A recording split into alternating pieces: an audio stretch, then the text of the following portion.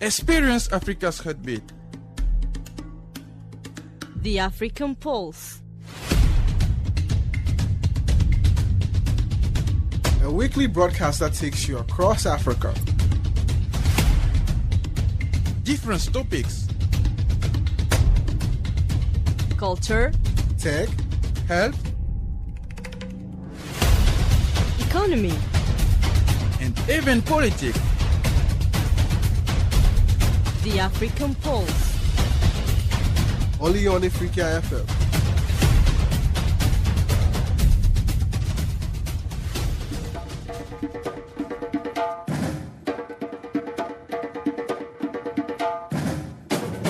Greetings to you, Africa. Welcome to the African Pulse, your weekly window into Africa's rising industries, bold ideas, and brilliant minds shaping. I'm Imene, and today we're diving straight into the heart of one of the continent's most brilliant and most anticipated event of the year. That's right, our theme of the day is the African Startup Conference 2025, Raising African Champions, with insights from, well, let's say, the interesting 3 days ahead of this conference. From digital finance to agriculture to agri-tech, from logistics to green innovation, we explore how African founders are not just disrupting the industries but redefining what continental success looks like. Joining me today, I am pleased to have once more Divir Nana Kwamina. Welcome again, Divir. Well, it's always nice to be here. And I'm ready for this show. I think this is the first time I'm on camera. Yeah. So unfortunately, you all get to see my unfortunate face. Oh, come on, come on! Don't just go down in the. Come on, Nana, don't do this. Don't do this. You know we appreciate seeing your face every day. Mm-hmm. And there is also Rose Mukaya from Kenya. Hello, Rose. Hello, how are you? I'm doing good, and I'm really happy to have you again on the show. Same, I missed you guys. I missed you too. And for the first time on the African Post, I am pleased to receive with me Mzhora Al-Hayani from Algeria. Welcome, Mzhora. I'm really happy to have you. Yeah, thank you. I'm happy too to be with you. It's my first time with you guys. Yeah. I hope we will enjoy. I'm pretty sure we're going to enjoy. And this is what I have to say, because the audience never met you before on my show, so I really have to mention this. She's a CEO, and a promising one, even though she's young, and I'm really proud to say that. Thank you. So let's dive into our first topic of the day. You know, of course, this African startup is much anticipated this year, as they are already saying that it's going to be the best edition, the 4th edition. And since we're going to talk about it, we're stepping into our first segment, and that is building the groundwork, African startup on the rise. So we zoom into the foundation of this conference, where the conversations they are going to be centered around the scaling, funding, and the cross-border collaboration. You know, across the pavilions that going to unfold during this event that took place right this morning, actually, founders echoed the message that the African startups are ready, but they need the right system to thrive. So let's begin to unpack this with the core question and the keynotes of today's reflections. Nana, I'm going to start with you. Could you walk us through some of the major themes that are going to be emerging during this event, especially regarding how startups are preparing to scale across African markets? Well, you know, I really want to start by saying the fact that we are in the 4th edition of the African Startup Conference is something that's telling that this began with intention and clearly is going to go on to seek a particular purpose. But before we delve into the major themes that are going to go on during the show, I would like to start with the theme of this year's conference, which is... Give me a minute. I'm just... it's raising the African champions this year. Yes. So the theme is raising African champions. And, you know, as a Pan-Africanist, I really love this theme. You know, it's a theme that captures ambition and resilience and ownership, right? So when we talk about that, we're talking about developing talent across Africa and leading Africa forward. And we're talking about this brings together founders and startups as always, but it's with a focus on the youth and also the layman. Not necessarily you don't no matter your age, you bring your idea. If it is a solid idea, if it's feasible, people are willing to listen. So we're talking about startups, founders, building continental enterprises, and not just local successes. It's not that's not what the theme is about this year. So, but now let me get to your question. We've already delved into the major theme. So you did mention, you said the major themes emerging from the startup conference. We did talk about the main theme of the startup conference itself. But I want to talk about skill, right? We're talking about skill by design, not by accident. We're talking about a reassuring message to Africans that we are increasingly building a multi-market expansion. That's what one of the main facets of the startup conference has been, is to find a market for each and every individual who has an idea to share, who was already. It's not just about ideas, c'est votre savoir-faire et savoir-être. You have to be in it, and you have to already start it. So when you're coming, for everyone coming to this startup conference, come with your idea, but also have an execution, because this is the theme. The theme is about building startups. It's not about starting startups.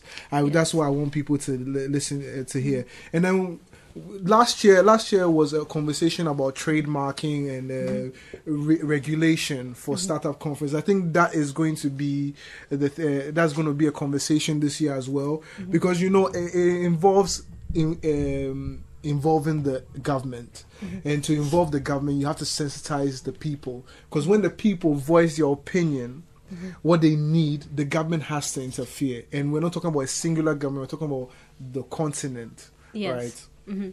You're talking about this, and the Minister of Knowledge Economy and Startups, before the event, he mentioned that today's theme, this year's theme, was built not just haphazardly, but it was specifically picked so that other startups could take inspiration from other successful startups. So yes, it is about building more than anything else.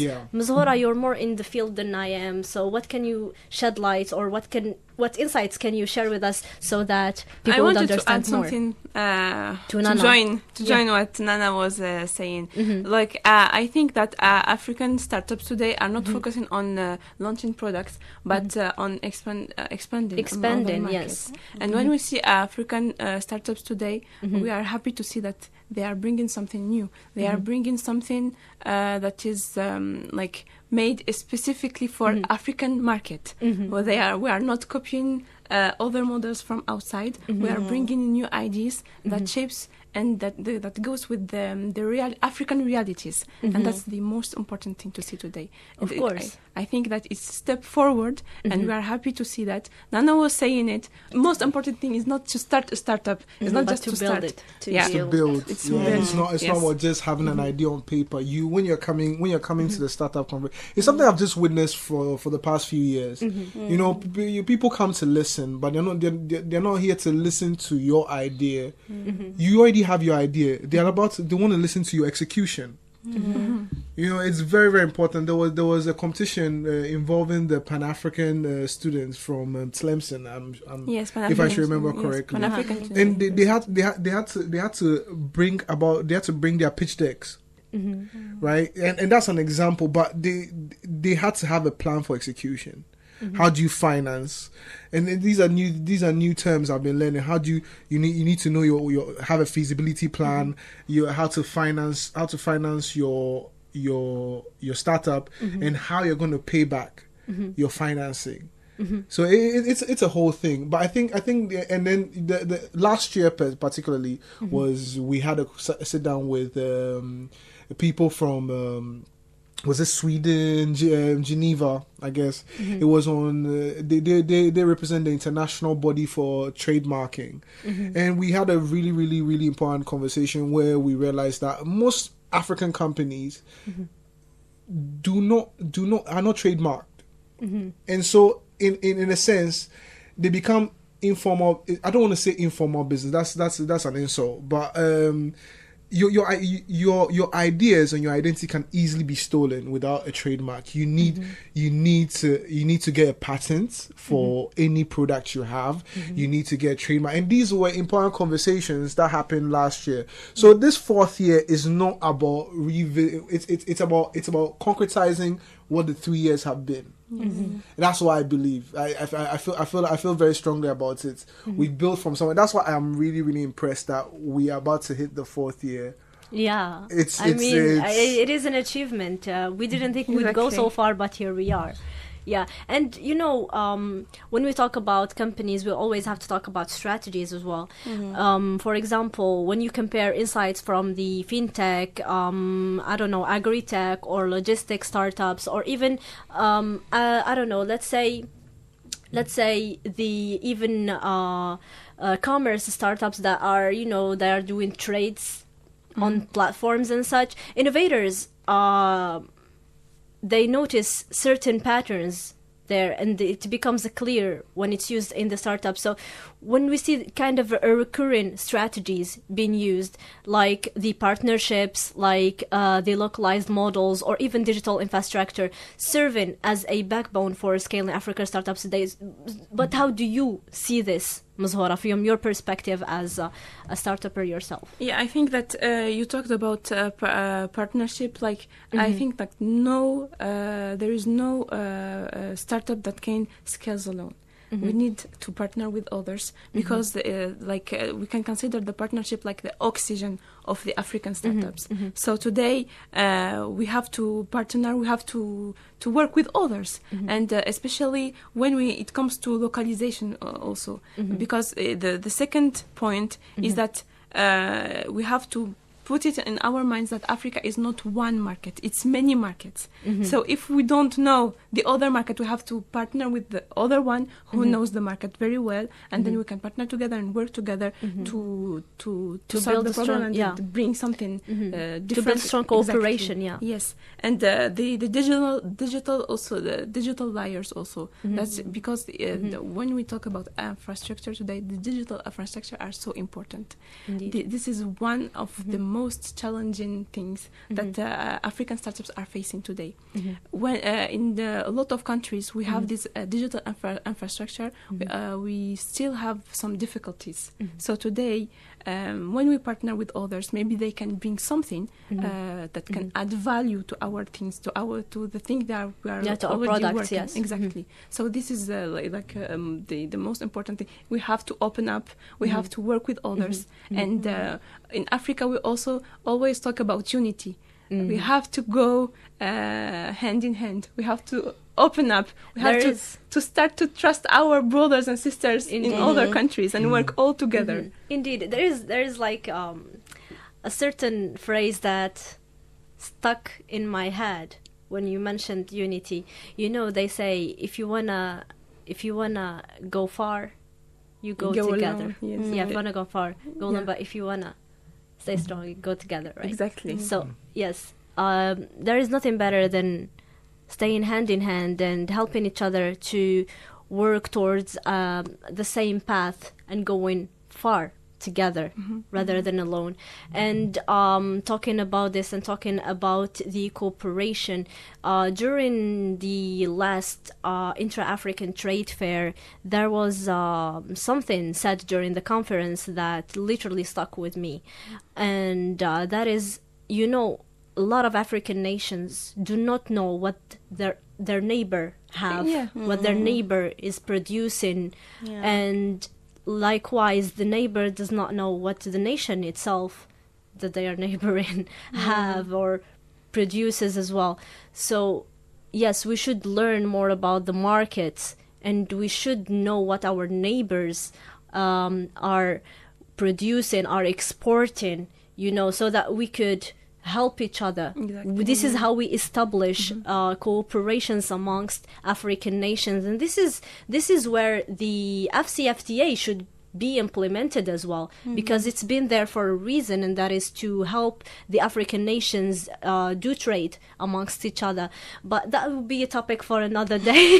Today we'll have to focus on startups. But to summarize what we've been talking about for the first segment, African startups, they aren't just dreaming big, rather they are planning smart, and that is something we should be proud of, because we see innovation everywhere nowadays in Africa, and we are winning awards on the global stage, and that is something to be proud of, and I am proud of every startup that has won. So, to emphasize that building African champions require more than just investments. It requires ecosystems that nurtures that talent, that encourage the experiments as well, and that break barriers between African countries, like you mentioned, Zora. So we'll continue this conversation now to the second segment, while looking at sustainability side and what it really takes for these champions to endure and to evolve. So if I'm going to ask my first question of the first segment, we're going to shift now from the expansion to longevity, because raising a champion isn't just about competing, it's about enduring eventually, because like they say, the winner is the man that stands, not the one that falls. So sustainability and governance and cultural identity and even regional policy all shape whether the startup survive their early years or transform into a continental giant. To begin this segment, let's connect today's discussion on long-term vision. How do the challenge highlight today funding gaps, fragmented regulations, talent flights, and even market access continue to influence the success or struggle of African startups in 2025 and even beyond that? What do you think, Rose? Thank you, Imene, for the opportunity again. Yeah, so obviously these challenges they shape our startup journeys in different ways. But, it's like a trap we cannot escape if we're not smart. So I really want to talk about funding gaps and other more, but let me start with the funding gaps. So in most times, honestly, we need capital to do most of the things. Yeah. And without capital, we can't even start we can't business. even do anything. Yeah. Yes. So many great ideas grow really slowly because there's no one really financing you, and there's not really, you can have community support and everything, but when you're dry in the pocket, you're honestly going to struggle through your own things. Yeah, funding is important. Yes. So also we're going to talk about fragmented regulations, which are making it so hard for startups to move across borders. So the founders spend more energy navigating bureaucracy than actually innovating the projects, the startups. So I think this is one of the hardest things, because once you don't have a market for your product, you're bound to fail, because it's always producing, but there's no consumption, which leads to like automatic failure. And also we're going to talk about talent flight. So I think this is where youth, like, we always choose the easier way out. No, I don't. He disagrees. Most of the people take the Okay. I feel like the word you should use is brain drain. Fuite de chevaux, because that's the major thing. That's the major problem we have in Africa. Yes, the youth, the brain draining. The youth go for more opportunities outside. It's not like they're escaping hardship. It's what I said. It's flight.